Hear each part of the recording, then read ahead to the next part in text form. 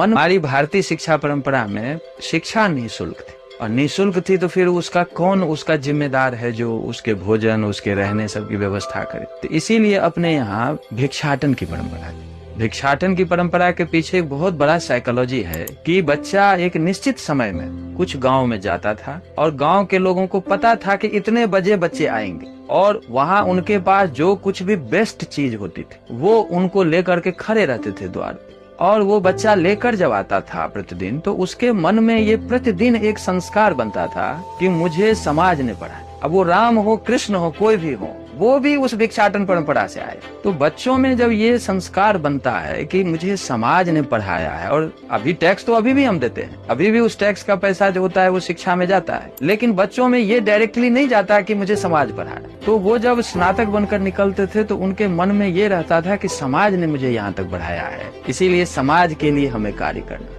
आज जो हम थोड़ा प्रोफेशनल बनाते जा रहे हैं कि ये हम इतनी फीस पहले से तय कर देते हैं, तो जो व्यक्ति इतनी फी दे के वो जैसे भी हो, उसके पास हो या कर्ज लेकर करे, लोन की हम बात कर रहे हैं कि हम लोन देंगे तुम पढ़ो,